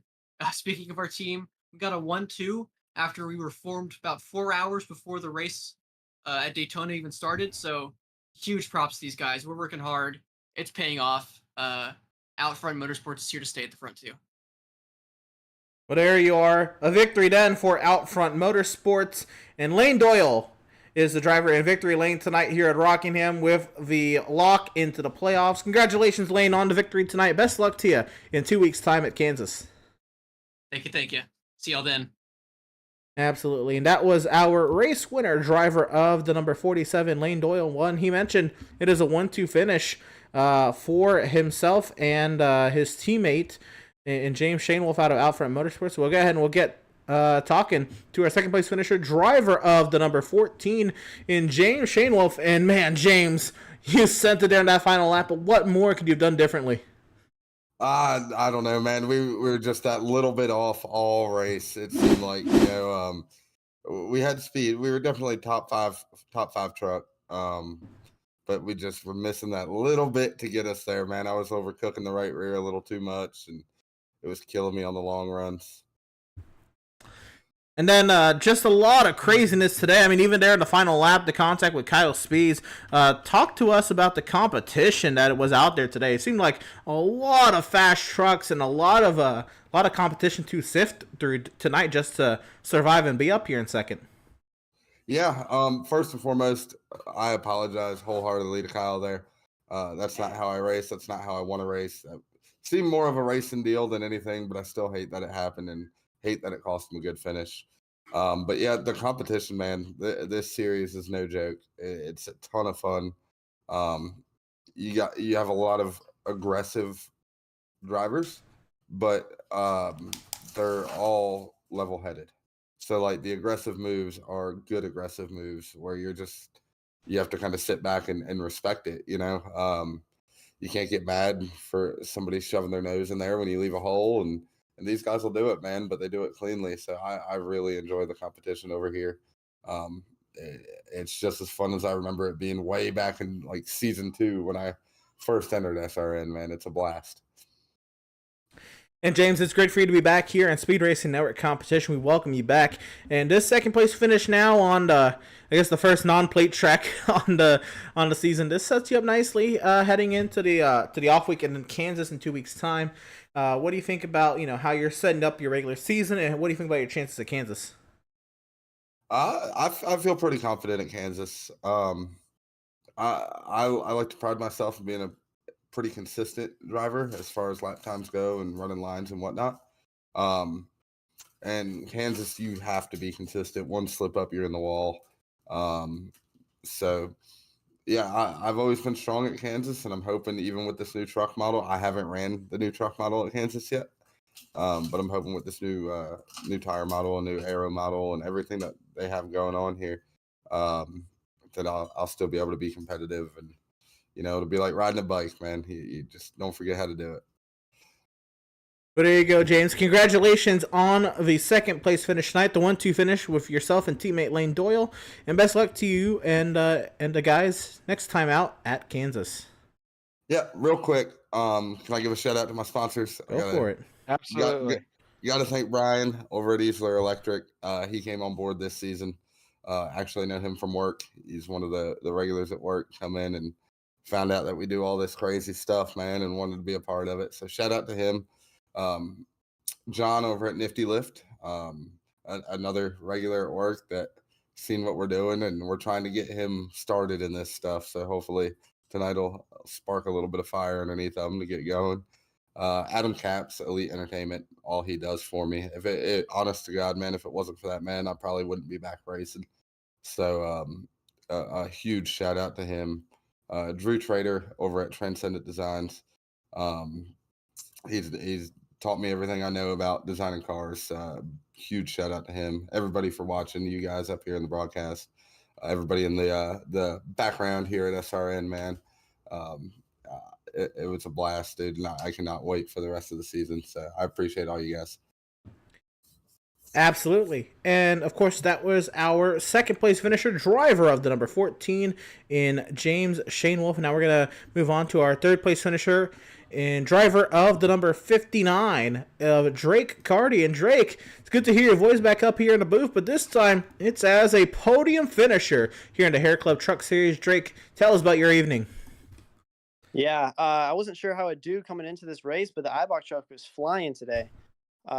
First part of the stint, just saving tires, and then turned out we were creeping our way up to the front, and then the last 10 laps was full push. It was a fun race. Really enjoyed it. And we asked the top two guys about the same thing, but it seemed like that competition was just stacked out there. I mean, everyone just had the pace to really be running up inside the top 10, top 15 out there. What was it like to fight tooth and nail all day? You were up inside the top 10 for a good chunk of the day as well. So what was that like? What were your battles like? And, searching for a lane while other trucks, are running different lines.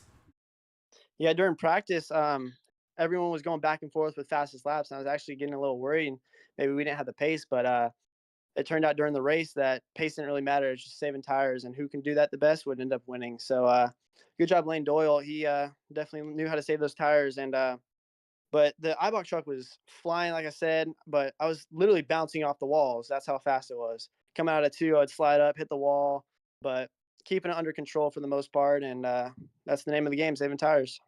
We saw quite a few guys use the wall tonight as kind of like a bumper. Talk to us a little bit about what makes this track unique and so hard, and what you have to do to find speed. Well, I can say the wall is not helping your speed at all. It's this track's it's awkward. It's really bumpy, especially in turn 3 and 4. So it's just a weird configuration. Plus the bumps gets the car a little upset on exits. It wants to slide out on you, so you really got to watch those rears. And if you don't, it'll slide up into the wall and give it a little contact to the rear, maybe a little rear damage. But yeah, I don't know if I like this track or not at this point, but like it tonight. Well, there you go. I know you ended up liking tonight's track. In 2 weeks' time, we'll have an off week, and then in 2 weeks' time, we'll have our third round from the Kansas Speedway. What do you think about your chances there? I know you don't truly know how you stack up with these guys yet on a mile and a half, but what do you think of what you can get done at Kansas? I haven't ran Kansas, so I'm gonna have to take this off week as some practice and get dialed in with the track, the car, and get with my team, DG Motorsports, and see what we can do next in 2 weeks. Well, there you are. That is our third place finisher from D&G Motorsports, driver of the number 59 machine, Drake Carty. Drake, congratulations on the podium tonight. Best of luck to you in 2 weeks' time at Kansas. Yeah, I would like to thank my sponsors, iBach Motorsports, DG Motorsports, Tony G's, and D-Long Performance. Well, there you are. That is our third place finisher, driver to number 59, Drake Carty. And that'll wrap up post-race interviews this evening from Rockingham. JB, we were treated to a great show this evening. Lots of great close battling, slide jobs, different lines, and we had a little bit of the carnage aspect as well, but it was all moderation. Great racing, great green flag runs all day long. Tire wear really came into effect today. Yeah, I mean, from a executive at SRN, right? My evaluation of this race is it's the best version of this race we've had, right? We've had some pretty messy Rockingham races in the past. I know we still had 7, 8 cautions tonight, but at this kind of track, you get that. Most of them, except for the ones at the end, were pretty small in size, so that's a good thing to see. But just the parity throughout this race, right? We saw. We saw Flanagan lead early. Then we saw Harris lead a little bit. We saw Radke lead a little bit, and then Lane Doyle just kind of took it from there and stayed up front all the way out. But inside that top 10, we mentioned probably 15, 16 of the 31 drivers or 32 drivers that started this race. So at least half the field at some point was in our conversation in the top 10, and that you'd love to see that parity. But on the finishing results too, there's some really cool stories. We talked about Zachary Hines. He had that opening lap incident. He came all the way back to 4th place to finish that race. Justin Smith, remember, he was 2 laps down, missing a front fender. He came all the way back to finish 7th. Speed somehow went through the grass and still came home 8th. Not sure how he's able to do that. My pick, Daniel Park, came all the way back up to 9th.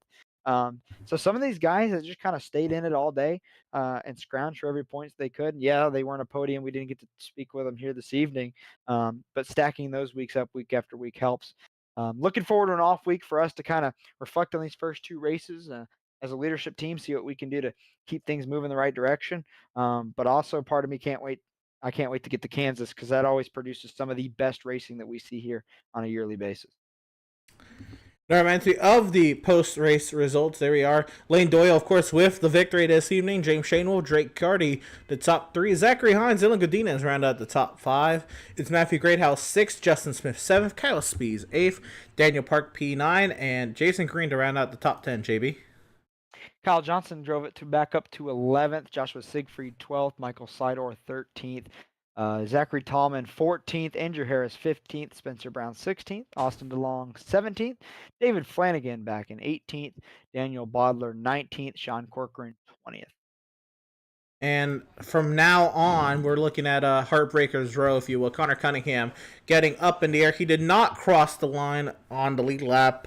Unfortunately, he will finish 21st, 1 lap off the pace. Scott Kalal with those connectivity issues very late in the race. He'll be 7 laps down in 22nd after running in 8th before lagging out. Robert Vick, he had a very eventful day to say the least. He'll finish 23rd, 25 laps off the pace.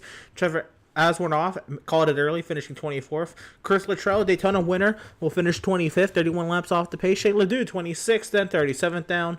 Ben Park made his return to racing action. He'll finish 27th, 44 laps down.